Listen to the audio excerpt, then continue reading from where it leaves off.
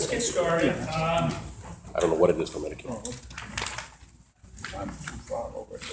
We want to follow up from the last couple of meetings. We met together, then we had a meeting with the council, briefed them on our meeting that we had. We want to get back to everybody with some of the options of opting out. We talked about these opt-out options in addition to the benefits that we already have, where we provide to our retirees. So, Jan Bush, who you met, took some time to put together some of the handout options that you see. We're going to go over those in some detail so that we all have an understanding of this additional option that we're offering, and let's have some discussion about it and where we'll go from there. So I don't think we have to recap, where we've been. This is kind of where we're going. So looking forward to having, some discussion from you all.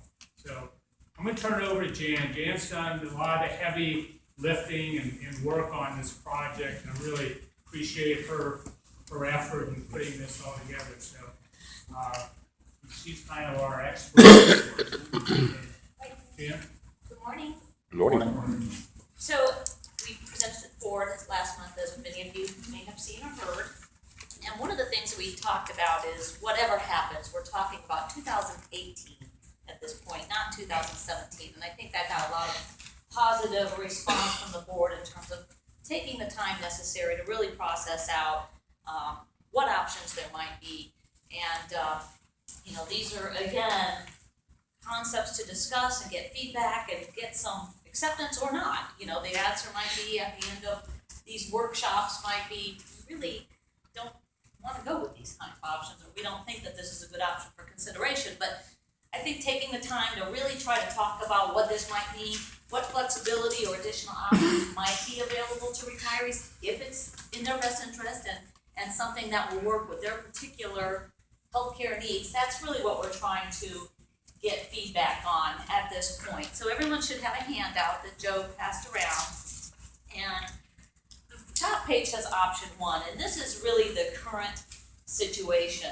And what I wanted to do is just give you an idea on the top where we're talking about just continue offering what you have today, and this is what the cost of that based on the current census of retirees is. So you can see where we start the bolded and underlined, where we say the annual cost to the city of Titusville for the retirees for the current options with the self-funded Cigna plan for the non-Medicare eligible retirees, the Cigna Medicare supplement with the prescription drug plan, Plan N, or the Aetna Medicare Advantage prescription drug plan that you have the option to enroll in as well if you're Medicare eligible.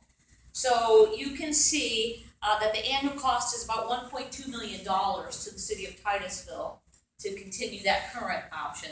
Now that is going to be going up because it's already been discussed that the self-funded premium is going to be going from the 401 that you see to 481. So that is going to be going up just based on trying to cover the experience of the plan. Healthcare costs are continuing to go up. So it will be going up. Now when you look at that $1.2 million that the city is putting into the plan or to the retiree benefit, the retirees are paying about $61,000 of that. So the total premium cost or the expenditures for premium right now it's about $1.3 million. What that doesn't take into consideration is the claims cost in the self-funded plan that goes above the funding amount. So the 401 is not currently covering the expenses that are occurring in the plan. That's why there needs to be a premium increase. So there's some implicit subsidy is what it's called. So it's the subsidy on the claims cost side above what the subsidy is on the premium cost. So you can see right now that 401, that's going to be going up to 481. Now the Plan N with the PDP, we do not have renewals yet from Cigna for 2017. So we don't know what that's going to be in the upcoming year. Probably assume that some might go up. Yes? You said the premium's going up to 481. Is that written in here? No, I don't. No, I'm telling you, we didn't put it in here. It's that 401 is going to be going up to 481 in 2017. And that's the actual cost of the premium? That's what the contribution amount's going to be. No, the actual cost of the premium to pay the insurance company. Well, it's not insured, it's self-funded. Self-funded? Yes, now the other two plans, the 406 and the 305, those are fully insured.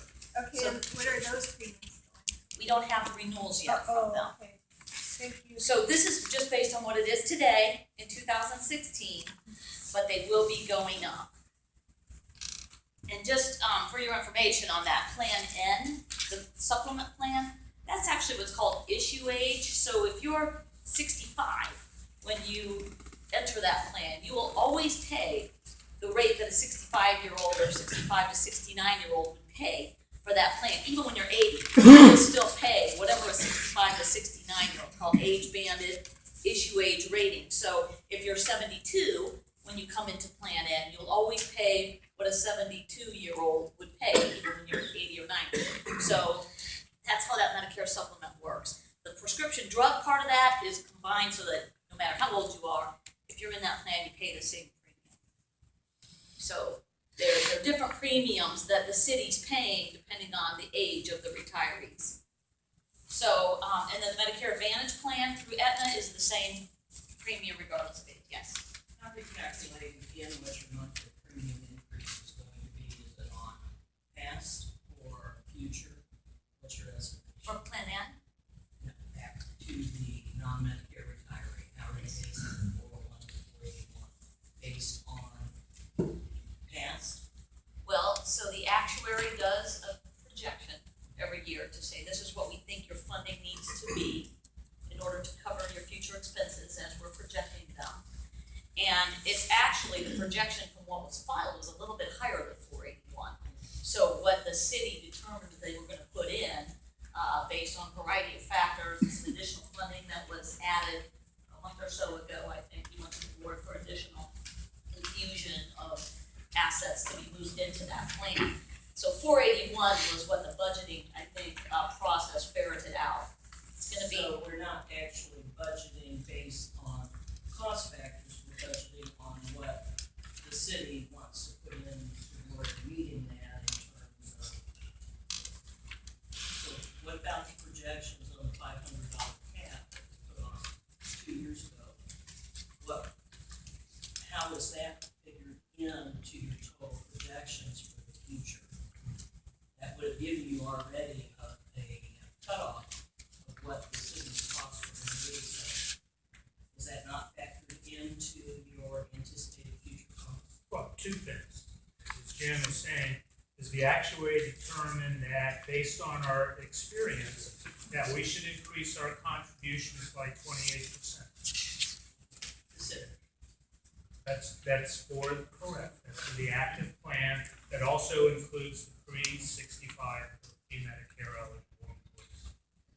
So that 28% is an adjustment to the contributions that would project the city in covering the claims that we were projecting over the next year. So now, that's what the actuary is, the state. The city, in terms of its budget process, could afford 20%. Because as you know, those of you who are active, some of you are active employees, you know, we have other financial obligations. We're trying to implement a pay stub. So there are other city obligations that have to be met. So, you know, at the end of the day, the 20% increase that Jan's referring to is going to help offset that expense based on what the city can afford. Now, if there's a deficit, that's why we have reserve. You know, if mid-year we look at the contributions and the claims cost, and see how they match up. And if we need to make an adjustment to the plan with it, we infuse another $670,000 mid-year to help offset the plan. We have about 10 of our members contributing to about 30% of the losses. We had some very high catastrophic claims. So to answer your question, Patty, it's a combination of what the actuary says that we should be contributing, and then what we can budgetarily afford. And that's how we Making arrive. that decision budgetarily, how big is the city's annual budget? It's quite large, in the hundreds of millions, so it's a definitive decision by the city that we will fund this at this rate, but no more. And so, saying that again, when the benefits were changed a couple of years ago, and there was a cap of $500 put on for those capital funds, where are your projections of how you were going to be handling that? I mean, a couple of years ago, you said $500 we're going to be paying up for that, and after that, the employee will pick it up. Where's those projections? Did your actuary figure that in? Well, again, the actuary would have put the 28%. You factor, do the math. 28% of the 401 would have put us above the $500 cap. Right. So The city still is not budgeting what it actually costs. I mean, to answer your question, the actuary says that your expenses based on your claim should be, or your budget should be based on the 28%. You're right. But we don't know. Some of those claims may fall off. Some of those. I was going to say over a 10-year period or a 15-year period, you've got fluctuating claims. Some of them are going to be catastrophic. Some of them are going to have health issues. Right. Some of them are. So is the city consistently budgeting at the high end so that they take advantage of plans for the future? We have never looked at, I guess, the high side at 20. In reality, we didn't budget at 28%. If that's what you mean as the high side, no, we budgeted at 20%. We've tried to maintain the funding since we went partially self-funded, since we added the clinic. We tried to maintain a level budget, even during the time that we transitioned from fully insured to partially self-funded. We funded the health plan as if we were fully insured. That's where we were fortunate in the early years to build up a reserves, because we didn't have the claims, the catastrophic claims, or the claim experience that we've had over the last year or so. And we took that reserve and surplus to offset those expenses. We've reached a couple years of some pretty tough times. No, we haven't met the high end, as you said, but we're meeting the funding obligation in a manner in which the city can afford. And you had said previously you have some good years, so it drops down. We've had some very good years. You're absolutely right. So I guess I'm asking, one question is, so you're changing everybody, you're taking away these benefits that we had, but you don't know if next year you're gonna have a fantastic year and the money that you put forth is gonna be more than sufficient to cover this. I guess I think I heard that. I don't think I heard Yeah, that. we're not taking benefits away. As a matter of fact, those of you who were active employees several years ago, we increased the benefit. Okay, We let me lowered ask the you this deductibles. question. We The lowered letter the that you put copay. out, the letter that you put out for, I'll use my category. I'm non-Medicare eligible, in the first category, I was hired prior to 2003, retired, blah, blah, blah. Looking at the letter that you sent me, I'm gonna be getting ready to get a busy as because if I want to opt up, I'm gonna have to pay for it. Well, I think the 481, so in 2017, right, the 401 goes to 481. It's still below the $500 threshold. So you're not being asked to pay anything in 2017. In 2017. 2018. Well, in I'm 2018. trying to get a grasp because this is just keeps slipping away on what it is that I'm trying to find the benefit Yeah. on on the options. I'm just not seeing it, because it's, see. Well, this is the status quo, this is today. Let's So, go I through mean, I and think talk through this. this is today, and this is what's occurring today. And what we wanted to talk about is what might be palatable. And I will tell you that for Medicare eligible, you have different options than non-Medicare eligible. Obviously, there are completely different set of options that become available. Then non-Medicare eligible become Medicare eligible, and then they slide into this new grouping, or are you going to lock them? Oh, what do you mean lock them out? I mean, are they gonna be able to take advantage of, when they reach 65, what the city has available for Medicare? Or are they going to put that in as a separate block that says, okay, this group that's not Medicare eligible, if we enact certain things, then they're locked, either they can't. So there's a statutory requirement that the city and any municipality in the state of Florida has to continue to offer the availability of coverage. So it's not gonna be a lockout for anyone. Now, the options may be different at that time, and they are today. Today, once you age into Medicare, you don't go into the self-funded plan any longer. You go into either the supplement, which the self-funded plan acts like a supplement. Once you're in Medicare, once you're retired and eligible for Medicare, Medicare becomes your primary insurance. So your options are different at that time. So you're no longer in this option, but you have the other two options. And what we're talking about today is, do Medicare eligible retirees want more options than that? And some potential stipend or other options. Not recommending to take any options away, but to look at, are there other options that would be beneficial to some people, not everyone, because everybody's healthcare needs are different. Everybody has a different set of circumstances and decision points when you're looking at your healthcare options. But today, we have what's on option one here. And obviously, one option would be, we just keep doing what we're doing here, and you continue with the self-funded plan for your active and your non-Medicare eligible, and then the Medicare supplement and the Advantage option for Medicare eligible. And I just wanted to point that out, as that is an option.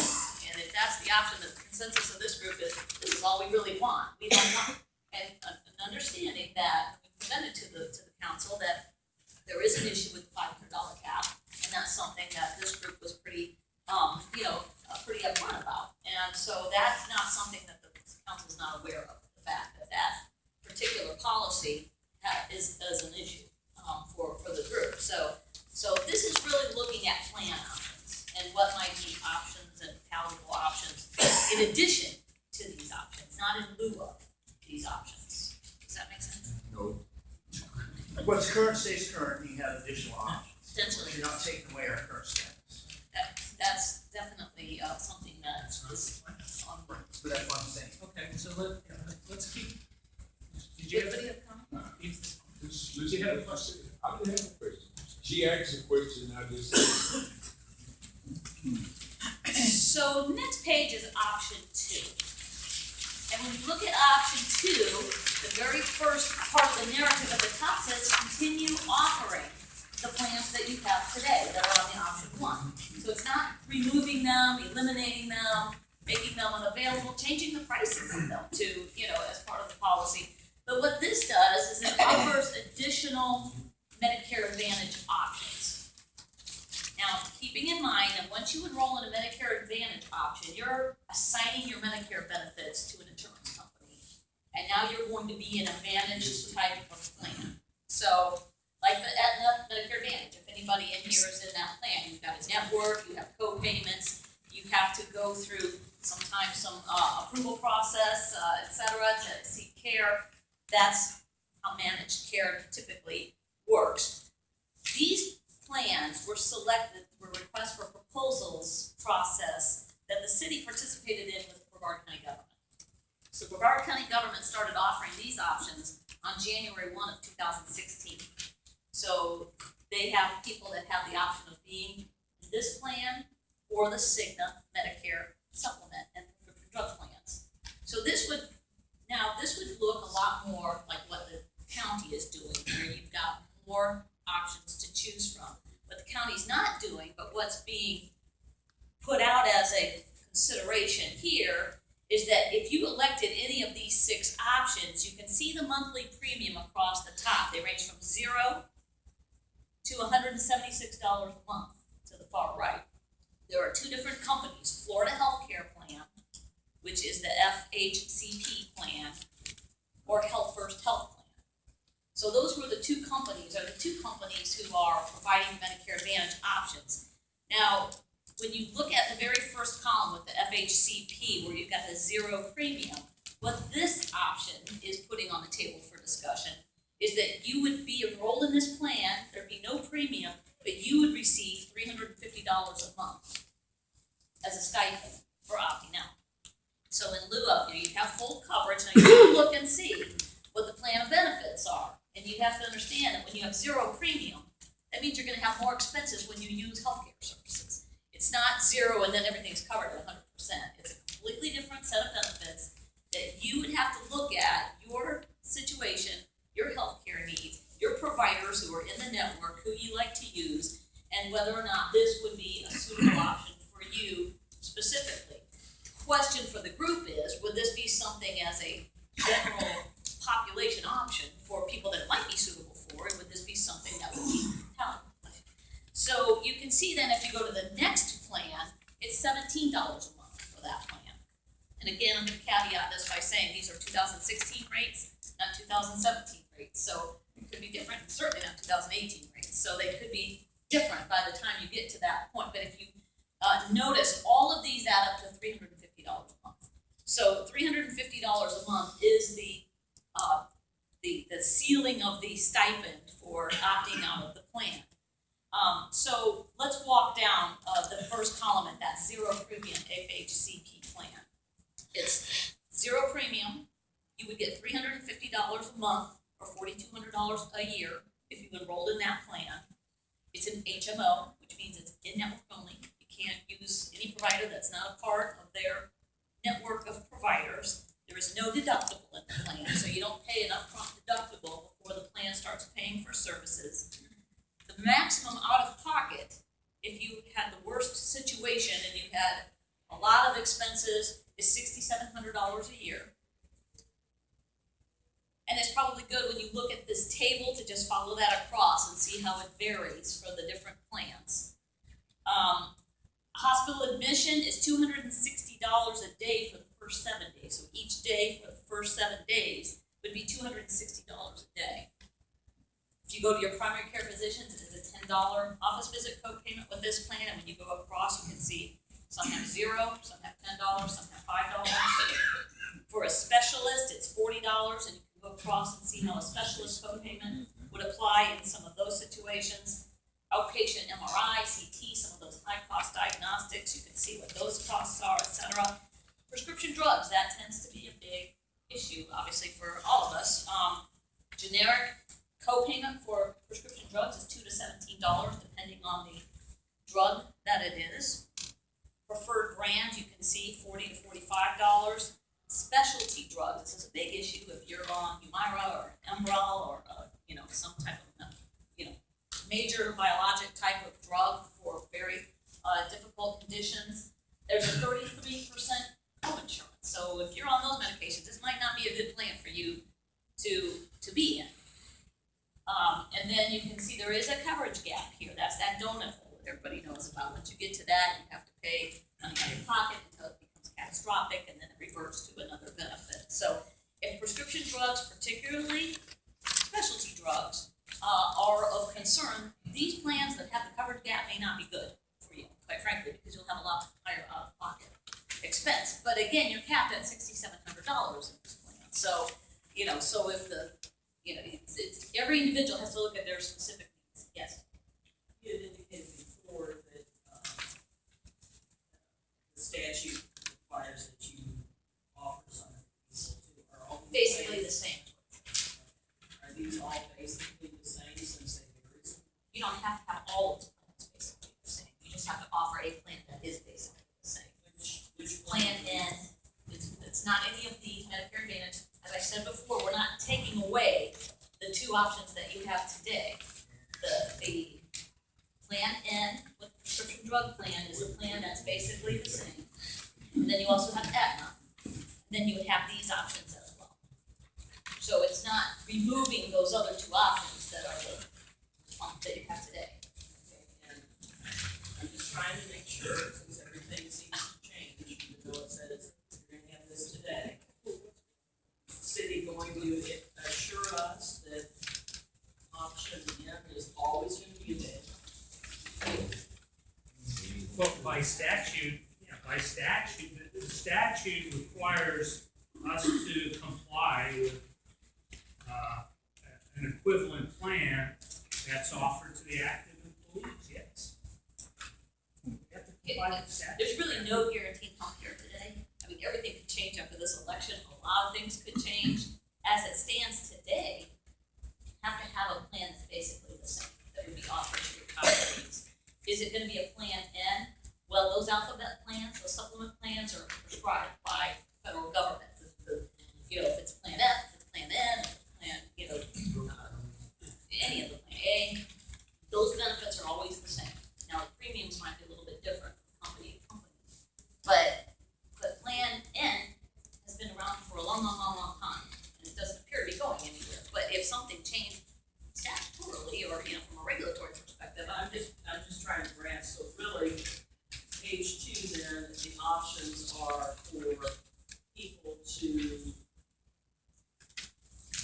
opt out, is that? no, this option actually provides you the ability in open enrollment every year to make the selection that is suitable for you. So if your healthcare situation changes, so for instance, someone who's pretty darn healthy, playing tennis or golf and not on medications or very low on maybe generic statin or, you know, like cholesterol medication or something that you would probably have very low right now healthcare needs and healthcare costs, might find that $4,200 a year would be more beneficial for you to spend on other things. Next year, you're not waiving your right to be in the city-sponsored plans. You're not making an election that you're locked into for the rest of your life. So you can go back And to what is offered by the city. In this option, you at open enrollment would have an open enrollment right to go, you know, every year, And change. the monthly premium is then borne by the city. Well, it's the policy of the city to cover right now premium, you know, $2,500. So whatever that premium is, so. Just trying to understand, this is Sure. the first time we've seen this. Sure, absolutely. Right, and that's why we want to present it. Can I go back to your concern is, you know, I think all of our concerns is, okay, the benefits that we have today, which we're trying to comply with the statute, are the benefits that we have in place. The plan that we model, the active plan, may change. It may change. The plan design may change. Let's face it, you know, years ago, we increased the benefits. We took, you know, we decreased the deductibles, we decreased the co-pays. If you use Parish, for example, there's no co-pays. We changed the benefits. We were able to do that because, you know, the plan was reaping some benefits. As we get into tough times or challenges, those benefits that are afforded to the active employees may change. So there's no, that plan design for the active employees may change. Those deductibles may increase, the co-pays may increase to help offset the expenses depend on the claim. To say that we're going to be locked into what we have today as a plan design is just unrealistic because we don't know what the future of our healthcare is going to be. You know, healthcare expenses get more costly. We may have to go back to, you know, a copay for each time that you enter Parish at $375, which we took away a few years ago. And now you don't have a copay to go to Parish. That's what I'm pointing out. So that plan, the active plan, may change. Then, as we try to comply, comply with the statute regarding the Medicare eligible or the retiree plan, then changes because, you know, the active plan changes. Am I making sense? I just want it to appear that, you know, what you have in place is not always going to be there from the standpoint of a compliance with the statute. Well, that's what you promised us. No, that's not what they promised. Okay, that part, right, yeah. I mean, let's be realistic about affording healthcare. You know, realistically, on a year-to-year basis is a challenge. That's why we don't enter into long-term agreements to say that our healthcare plan is going to be the way it is now 3 years from now. But that's what you told us. But you did. That's what you did. That's what you told us. Well, what? Come on. We didn't say that, sir. Well, why did I have to leave? We didn't say that. We Well, didn't they say that. forced us out. You forced us out. With that, I'm not sure what you're referring to. We forced you out. yeah, on the insurance purpose, you said, I'm sorry. I leave now, and keep free medical. What do you life. want? If I still work, I got to pay for it. That's why I left. I'm not sure what you're referring to. 2014, if you don't leave by April 3rd, 2014, you're gonna fall under the plan that's after 2003. If you leave, you fall under the plan that you fell under whenever you were hired Exactly. before Well, 2003. That's what you're So, talking about. so things were changing then, right? Is that what you're referring Well, to? yeah, In 2014, yes. when the pension plan changed, and remember, healthcare was tied into the pension plan in terms of retirement, right? You had to reach normal retirement to get healthcare costs in 2014. So those of you made the decision to leave the city to be afforded that benefit as it was in 2014. I think. Is that I what left you're- before I'm 14. sorry? He left in December. I left in December. See, you He'll be a blue collar employee. Blue collars had to leave. All right, so the city right now is paying 100% of your health care. That's why I left. The city continues to do it. Well, what's this meeting about? Okay, with the meeting, If the city don't continue to pay everybody, paying 100%. But they have 2 years. because We'll put it on Facebook. here's the thing, we're adding some additional options to that benefit. As we said, we went through the first page. That's what we already have. That's what you have, correct? It's on page 1. If I don't want none of them options, just let it stay like it is. Okay. I can do That that, for right? you, that might be an option, yes. That might be an option. But Joe, I think what he's bringing up is the cap, the I'm sorry? $500. I think what he's bringing up is the $500 cap. Okay, That and was right put on. now, that's in place. Okay? As So we now move we get a forward, raise too? I'm sorry. You get a raise to cover that? Oh, get a raise in your pension, no, there's no. Well, you taking it away? Now you don't wanna talk to me. I guess the biggest thing is, what changes do you have in mind for this year, next year, whatever, for the active employees that will affect us? Are there any changes right now that have come about? We talk about the changes, and we haven't heard the changes. There are no design benefit changes. The only change is the contribution that the city is going to increase its contribution. Right now, if you're pre-Medicare, you're not affected. I didn't know if they were planning to change that. I'm saying we're probably gonna have the possibility of doing this and the other. There has to be something. that- In 2000, what the plan design is planned to stay the same as it is now. The plan design. That's what I mean is by the benefit structure is planned to stay the same. The contribution is increasing to $481, and that's borne by the city Do you see a 2017. Further for contribution. 2017. What about 18, 19? We looked ahead. We can't project, we don't know what our healthcare costs is. We can't sit here and say, I'm gonna be healthy in 2 years from now, I don't know. I hope all of us are healthy. But we have to anticipate that and you know, and plan a year to year based on, what we can afford. Pretty much when I ask you, you're planning for 1 year right now. That's all. That's what they've ever Oh, done. here's that, Yeah. volatile. But let me ask you this, so you brought up a question, kind of sparked a question in my mind, so let's just say in 2018, the contribution has to go over the $500. Let's just say it's $520. So what would be more palatable at that point, to pay pay $20 a month or to change the plan design to reduce the expenses so that the contribution can stay below $500. Because really, there's only a couple things you can do to impact what you have to put into the plan. You either put more money in it, or you impact the plan design so it cost shifts more of the expenses when you use plan. So a higher deductible or a higher co-payment, or you change the plan so that if it's a $5 million plan, it's now a $4 million plan.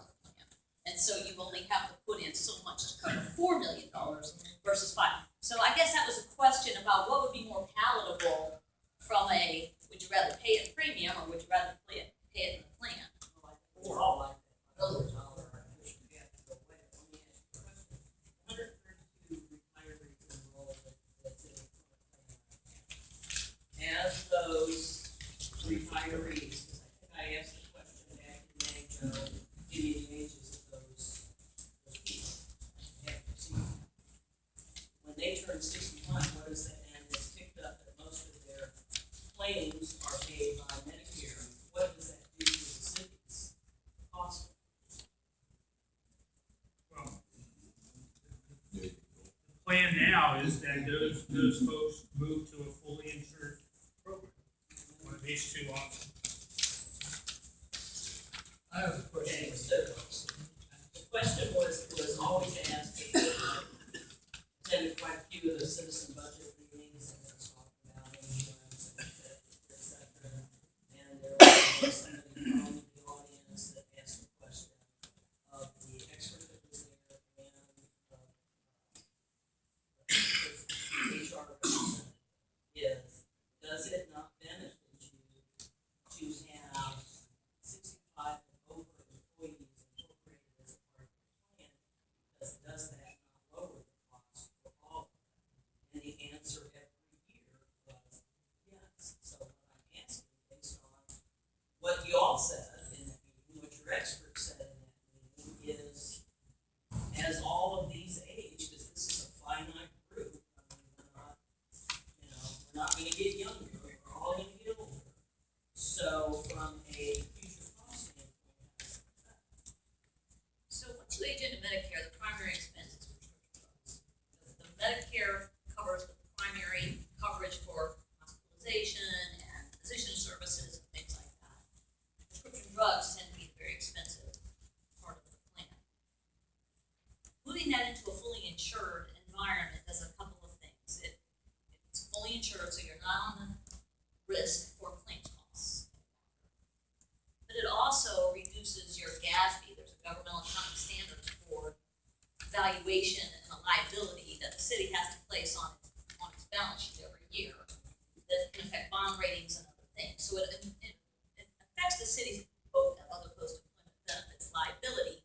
If you put that into fully insured, that liability ends once the person becomes Medicare eligible in terms of claims cost portion. So we've seen groups that move to fully insured for their Medicare eligible have been able to have a tremendous impact on their GASB 45 liability.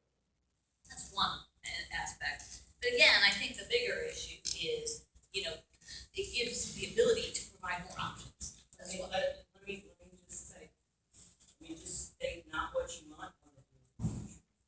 Right now, you said you're going to keep that plan, H1, it's going to be option 1, it's going to stay.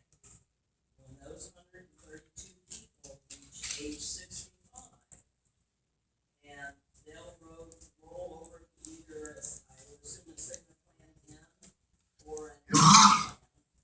Okay. Based on what I heard you yourself, Joe, said in a couple of meetings, and what the insurance representative said, is the city's costs will go down substantially. That it helps to keep the current employee costs low. So I guess what I'm asking is if you roll those 132 on there, isn't that going to substantially lower your costs based on what you said? So when we did the analysis, Joe provided me with a census, and he's over there. A census that shows from a contribution perspective, a premium perspective. You take the over 65s and the under 65s, and you look at what is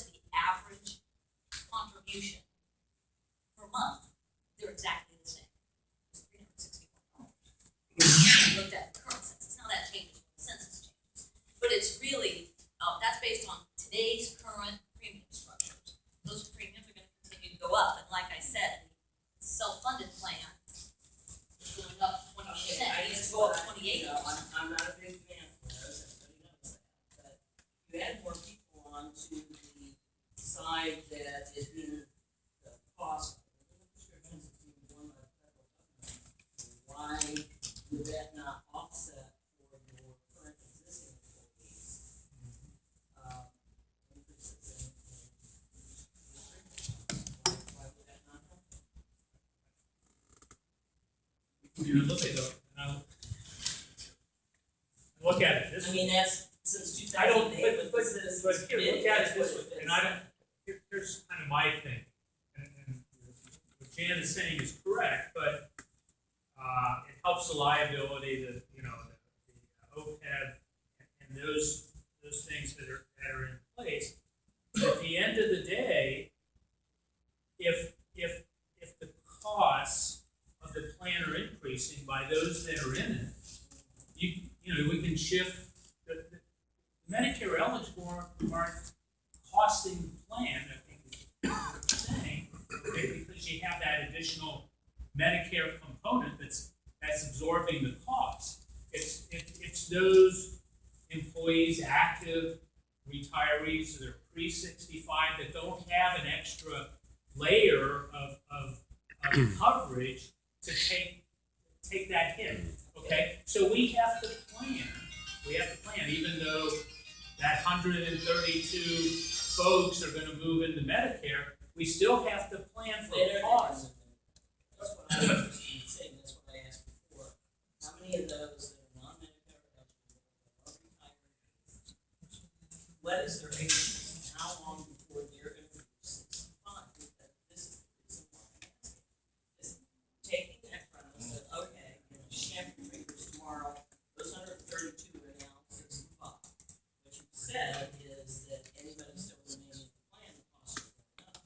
Are you not then dicing away at retiree insurance benefits to cover the cost of your existing employees? That's kind of what I heard you just say. You gotta cover the cost somewhere, is what you just said. Correct. So if you take, these are finite numbers of what the employees are in these plans, the retirees. So you're either Medicare eligible or you're not. In your thing, in your work. So how many of these are that close to Medicare that would help you enhance your costs? So that you wouldn't have to raise them for everybody else, that your burden is I now. don't think it's a direct relationship. Jan, maybe you can explain. Well, I guess, I hear what you're saying. You're saying if you're taking off the people who have lower costs from them, the cost for everyone else. No, but I'm not sure that that's a true statement that those costs are lower, even though maybe in the past, and that happened in the past, before healthcare inflation kind of caught up. And again, most of the expenses for the Medicare eligible fall on the pharmacy side. So with a group of 132 people, or when you look at 281 total retirees right now, it's not a big group. So, a couple of people on some high cost medications can really be expensive. I don't have the data to say that that's the case, but for a variety of reasons, it makes sense for groups to consider moving them out of the self-funded plan because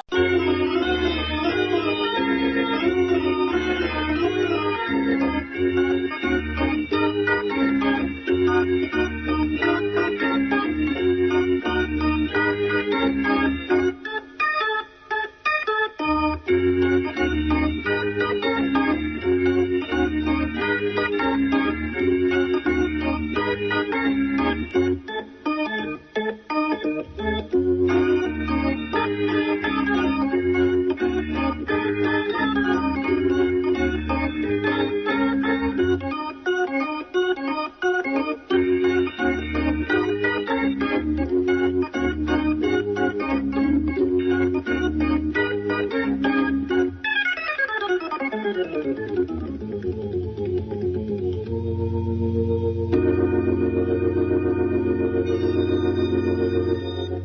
start earlier, which is what we're doing, and planning ahead, so we give, council and everybody that's involved, a plan to think ahead, so we're not rushed to making decisions.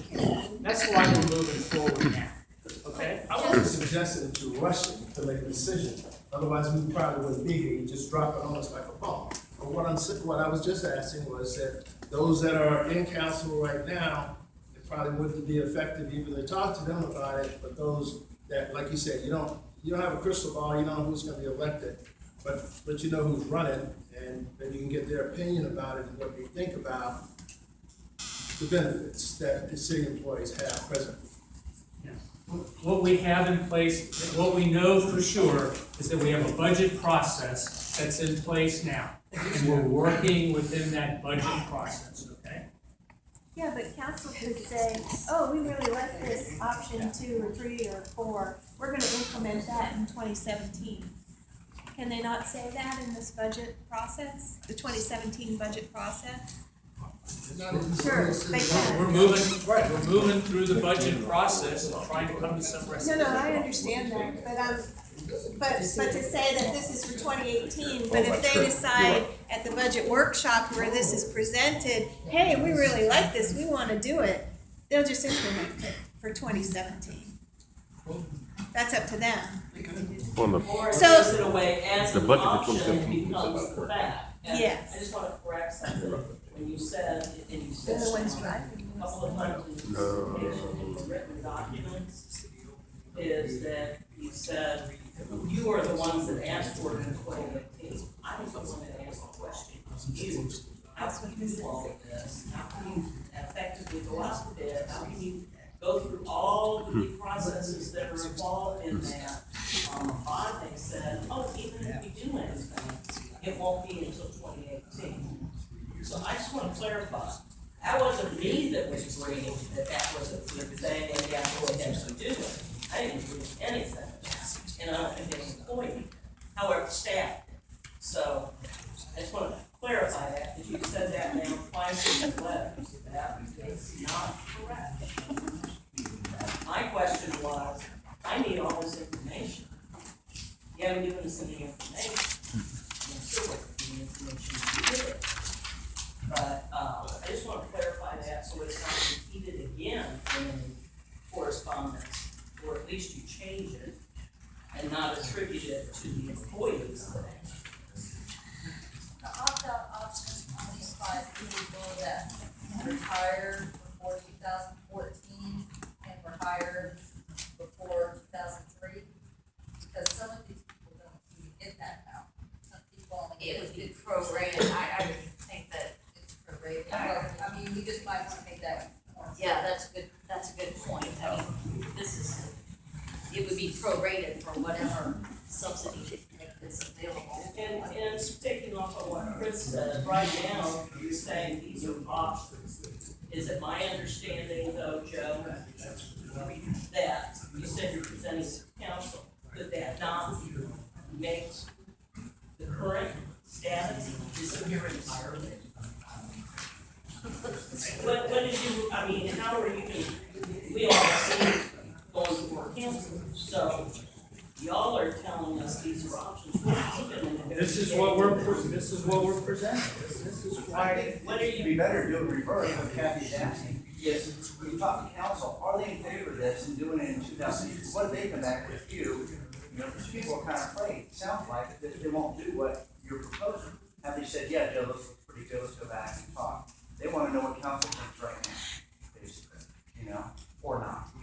So what did council? Well, this is what we presented to council, here it is, with all our feedback. And we said, as we left, if you were present during the meeting, we said we would get back together after we met with our retirees and get back in August timeframe, again, after we've had this discussion and moving forward. So they don't have a current opinion yet on the. We haven't met with the council since we met, a month ago. Well, their statements at the last meeting consistently were, we do not want you to change things for the retirees. Now, I guess I'm gonna ask you a question, which your letter did say that, is, what do you consider a retiree? Because it seems like some of your literature has changed that definition to where you're considering retirees as 65 and older. So, You're no longer an active employee, you're a retiree. then why are you You're splitting? collecting a retirement benefit. Why are you splitting then the retiree options between those of us that are under 65 and those of us that are over? Because there are different options. You do receive additional coverage when you become Medicare eligible.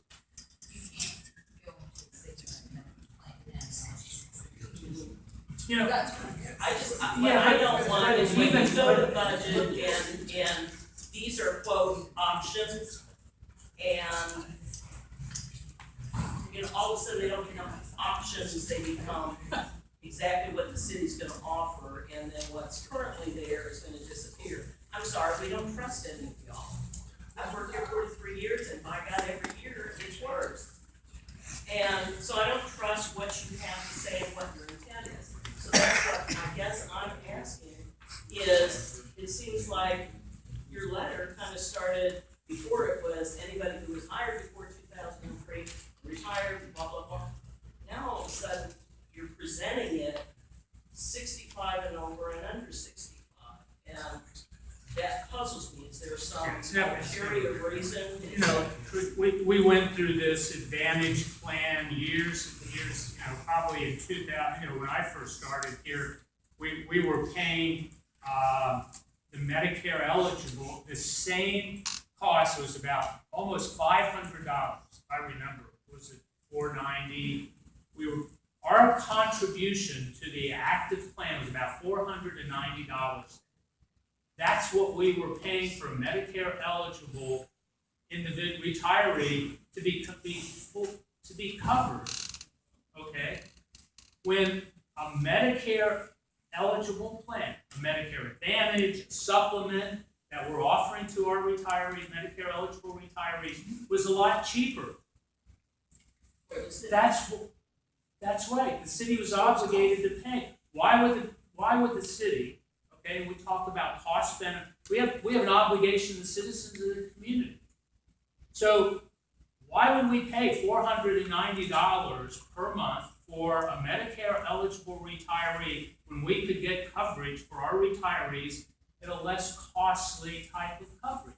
At that point in 2000, and I go back, I don't know, maybe 2004, 2005, might have been a little after that, we went out to, I think it was Aetna at the time, it was Aetna, the Medicare Advantage plan, and we got it for like $300, $200 and something. So we did our due diligence to the citizens of this community, to the retirees, and it made the city's obligation less costly. Now, we all agree to that. All right, did we separate the Medicare eligible retirees from the active? Yes. Yes. But it was a benefit. It was a cost benefit. When you have these options available for over 65, here are these options. It is the city's intent to look at offering these options to under 65.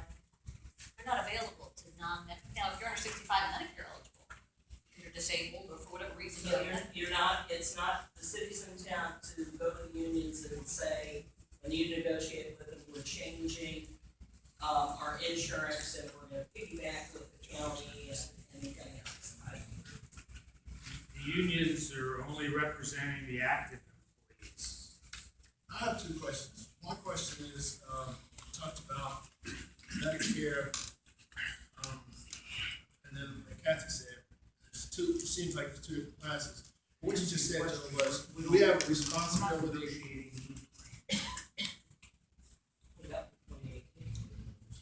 Joe, you said I guess you mean holistically the city has a responsibility to the citizens. Just said that a few minutes ago. Most of us in this room are citizens, and we worked for the city. The other thing is, if you have Medicare A and B, it doesn't cover your prescriptions, does it? that's part of it. Exactly. So that part, you would have to pick up. No. Not you, us. No, it's part of the plan. Prescription drugs are part of any of the plan. With Medicare, It's Medicare Advantage prescription drug plan, so the prescription drugs are embedded into the Medicare Advantage. Or is the Medicare Supplement Plan N with prescription drug? that's plan. future, I'm talking about now. Oh, today it's the same thing. I'm telling you, Plan N and the prescription drug plan is today. Today, you get benefit, You get all of your You get prescription your- drugs, you get your medical coverage. Now, if you're in Plan N, Medicare's primary, the supplement is secondary, and all of the prescription drugs go through the prescription drug plan. Through Cigna. And if you're in the Aetna plan, it's a Medicare Advantage prescription drug plan. So you have the network, and you use the network through Aetna, and you use their prescription drug network, but you have full coverage for both medical and prescription drugs.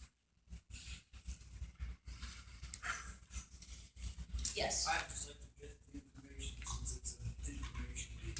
So you want option 3? Yeah. Okay. Are there? Yes. I had a question, I pay a Cobra, I think, for my wife. How is that affected by all this? Oh, So well, Cobra's the active plan, the Cigna, Yeah. self-funded plan. It's not impacted by the retiree benefits at all. She would have access through the normal active plan, paying the Cobra rate. so that, I assume that would be going up for the amount I pay for it, or? When the. I don't really- when it Our goes spouse's forward. rate's going up. Yeah, is that gonna be? Yeah, pre-65, she's not 65. No. It's on Cobra. It's going, right, right. The Okay, rate's so going I'm from paying her- 401 now, right, whatever. I haven't heard that addressed yet, that's all the reason I'm asking, I just don't. In October, we're increasing the contributions from 401 to 480. But, okay, we're talking about our spouses that we're paying city insurance for. We're paying more for them. What is that going up to? I have to go back and look at the tiers. If you remember, Juliet, I think it's like $100 if you have I'm just thinking per month. The family, it's about 20%, same as the employee cost. So if you have family coverage, the dependent cost is going up about $100 a month. That's the estimate. If you have, that's family. If you have more than one So it's family going member. up If you have $100 spouse, about- I think it's like, I don't know, $60, $70 a month. If you have a child, it might be $40 or $50 a month. I think I'm. So paying- that's where if you continue with Cobra for your spouse, yes, that payment is gonna go up beginning in October. And that's the only thing that is going, we're not changing, the plan's not to make any changes in the plan design. So it's going up about $50 or It's going up 20%. It's going to go up 20%. About 20%. Is that what you're saying? The city is bearing 20, so if you're an employee, you have employee coverage, the city's gonna continue paying 100% of the coverage, okay? Even though it's going up to $480 as a contribution, But are the family plans or the dependent coverage going up 20% or 28%? about 20%. So open enrollment will be coming up shortly, Yeah, that's and it. you'll be getting a packet or some communication about the Right. 2016-17 benefit. That's a good point. We're gonna talk about, if your spouse is still on Cobra or not, we'll have an open enrollment, we'll talk about it. Plan 3. I have a question about option 3. Now, a lot of assumptions here. And the assumption is that this is what comes out of it. Does that $450 a month on option 3 then become taxable income? Yeah, it is income, so it would have to be taxable. We're getting. Okay, so option 3, which is the last page of the handout. So with this option, again, continue offering the current options from page 1. So you would still have all the same options available to you from page 1. But in addition, what we're looking at here is a stipend to opt out completely from the city-sponsored plans. The thing that's not on here that is included in here, and it's my fault, is that this would also provide access to the clinic. So if you took this option, it's irrevocable. Like in option 2, we said you can, at open enrollment, switch back and forth. If you tried one of the Medicare Advantage plans and it wasn't working very well, you would have the option to move to one of these. This is basically, you're opting out and the city is going to pay you a monthly stipend. You would still have access to the employee health fund for as long as it exists. I understand someone made the comment about what if that goes away, that's, nothing, yes. That's my question, is at a future date, could the city elect to reduce or eliminate the stipend? That would be up to the council. That would be a yes. Conditions. And then you still wouldn't be able to. Well, I think that would be part of the discussion at the time that was consideration. Part of the promise. So again, these aren't recommendations, they're just, is there an interest in this option at all? And I mean, if the consensus of the group is, we wouldn't wanna put any option out there for anybody, even if it worked for them, and they could go on a spouse's plan, or they had TRICARE, or they had some other kind of coverage available to them. Or I just wanted to go back to original Medicare. If I take this plan, I can't get back into the city, but I could use the income. If the answer is, that would not be palatable at all to offer anything that would be irrevocable for the retiree, then this just comes right off the list of things to discuss or think about. So that's why we put it on here, because we just thought it's something for conversation. Does it have to be irrevocable? Well, for this stipend, for this amount, the option 2 was one where we said it's not irrevocable, and it's a lesser amount of money. The issue with the opting in and out is it becomes risk. You end up with potential adverse, so I was pretty healthy this year, so I took a 0 premium, and then next year, yeah, it becomes a risky proposition. I'd like to address that, if I could. I think it ties back to some of the capital measures. This, I believe, is something that we discussed with those various insurance committee meetings where, to a person, everyone said, this option does result in adverse selection, so that those people who stay in the plan that we anticipated would be guaranteed, that 406 or whatever would go way up. Because that's what adverse selection does when you pull out this group, that's what you're speaking about. For the non-Medicare eligibles, No, Medicare. This is Medicare eligible. It's both. This addresses both. Oh, okay, This stipend addresses any retiree. It's going to have adverse selection on both then, because the people who are willing to take the risk have the lowest medical expenses. And, under this option, they would permanently remove it. So what I would call that good experience back in the original plan goes away, so the premium goes up. So Kathy, I remember those discussions, and that was some of that. And then following Amy, I know she left, but where you have a Medicare eligible retiree whose spouse is under 65, under that option 2, their spouse would still be paying 100% for them, but they're not Medicare eligible. I'm sorry, they still pay, I can barely hear you. Well, They still they pay. opt out under option 2, and they're over 65, but their covered spouse is under 65, they would just have to continue to pay that. For the self-funded plan, as they do today. And Joe, I know you talked about with the over 65 Medicare premium is co-mingled with the whole group from about 2004. You said the premium was the same for everyone? Right, the Yeah, the contribution. contribution was the same for, Yeah. correct. It was not, prior to that, we had what was called a Medicare carve-out premium that was substantially less in recognition of that. The retirees who were on Medicare, the lion's share of their medical was paid on Medicare, so there was a separate rate structure that predated that for many years, and then, as I recall, when the city went through cost this year, it was just a convenience thing, that its premium was $5 million, we're just gonna try to be, it made no sense. No, you're right, the city didn't lower Yeah. the contribution for the Medicare, but you're right, it was cheap. And that's my final point, is it's very difficult for me to understand why it is a truly rated-based experience that on option one, why the non-Medicare, which is the same way as the athletes, is less than the Medicare. When the lion's share of the Medicare is paid by Medicare. Well, for the medical side, absolutely.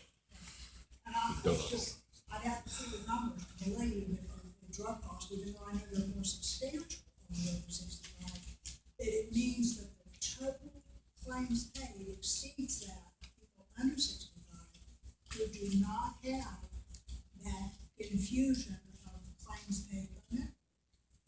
Yeah, I mean, clearly the plan as it stands today is underfunded for the claims cost, and that's being addressed with an increase. The numbers are small.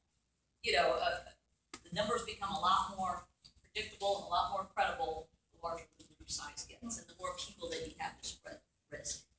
Well, it poses the question: when will you get an increase or not on those On two these? Medicare plans? Probably the end of August.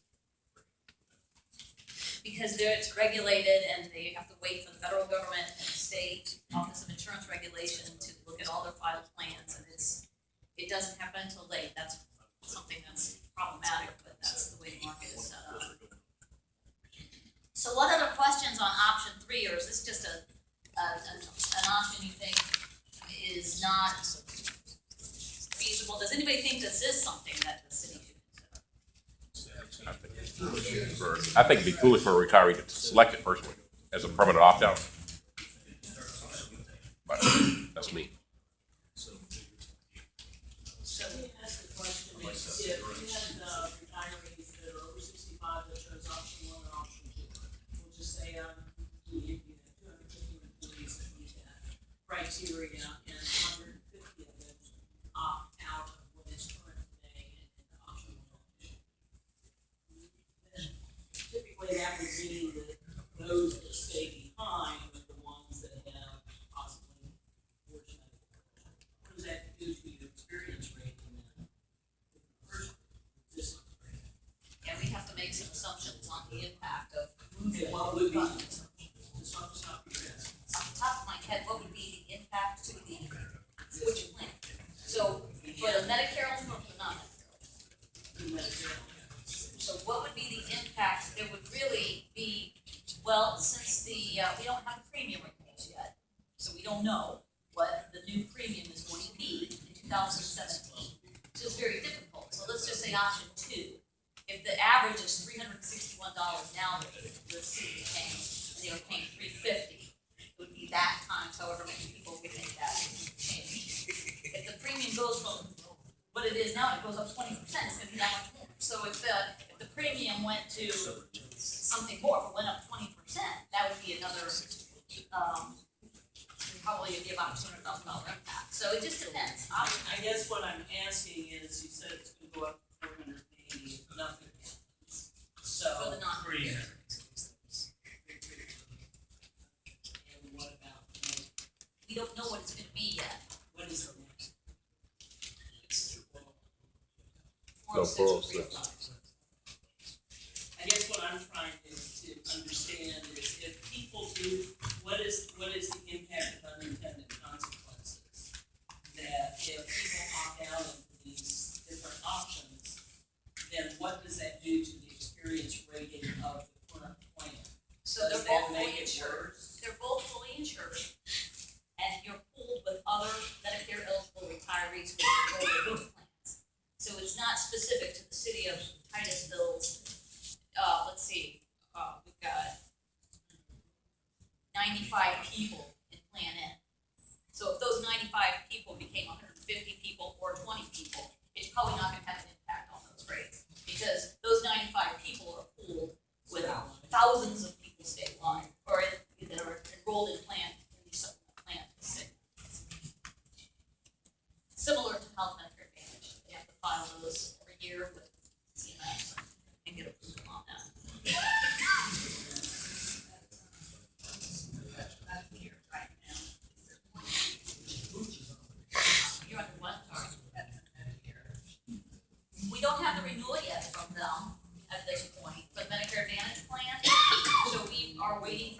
provide their renewal offer to see if the rates are gonna change or any plans are changing. We don't know yet. That's for 2017. So we just don't have we don't have the renewals yet from them, because they don't have the approval yet to come out with those renewals. Yep. Jan, I'm sorry, who did that?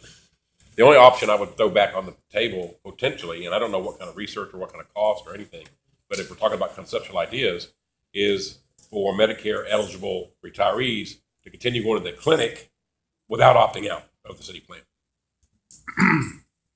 There's got to be some kind of cost you can associate with that could be taken. Maybe they can file the Medicare there and be able to stay with their doctor is the advantage. I don't know. That's the question, and that's what's being researched. Can that Yeah, to provider help be? But I don't see that as an option on any of the stuff. Offset the city's expense for paying for Yes. the clinics. Without coming out of the Because employee's city's pocket. Not only paying. I understand that. But that's an option I thought. I understand. If we're researching that, okay. I haven't heard that yet. Yeah, that's it. Okay. The clinic itself can provide enough of a benefit to offset, in a plan like that.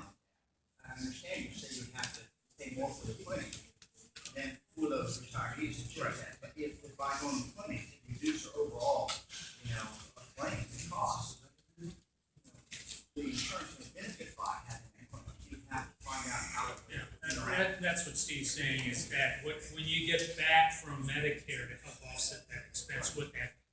It would have to. That's a good. I think it would. It's very regulated, and CMS has a lot, so them getting approval. If you can't do it, you from a can't do it. provider- But we don't know that we can't do it. Exactly, and that's me. Any other questions on option 3 or any other feedback for consideration? The June 14th meeting, council expressed some concerns about loading employee benefits, especially the healthcare benefit. Is there going to be an opportunity for us to have a discussion like this with council directly? Well, No. well, the plan is if, we were gonna give them an update in August. That's what we said at the last meeting, taking into account, what we talked about here, and that's an open meeting. Is that during budget hearing, or is this anything regular? Both. I don't know yet, Kathy, but I don't know, I have to talk to city manager how he wants to construct it, but either way, it's an open meeting where, you all. So are you gonna do what council had advised, you're gonna notify us all? Yeah, we'll keep, our attention, give you enough notice of what's happening so that you can participate publicly. Joe, if I can go out on a limb here, it sounds like if you watch the last council meeting, it looks like the majority of council wants to keep what we have and offer options going forward. They didn't say when, they just said they don't want to take anything away. They want to offer options. So that going forward, at least for the next year, now that doesn't include the new council, of course, as we talked about before. And I'm suggesting that you go out and listen, and if you can vote for, but you find out where they stand on these issues that affect us at the very least. They've had a couple of forums already. If you haven't attended one of those, you need to. And when you get to talk to them, just don't listen to them. Tell them your concerns, because it is a concern of everybody in this room. And also, we brought up the $500 cap. Has that been discussed with council? Yes, we discussed it at last, and as Steve was pointing out, there was no intention They did not. Council did not discuss it. They were made aware of our concern about it. That's all. And that but there hasn't been any My guess is discussion between, you're bringing these proposals to us, but how about the proposal of the $500 cap? it was presented to council. They're just not discussing it. It probably won't change, if it ever changes, until the new council is seated. My guess. Thank you for your. our losing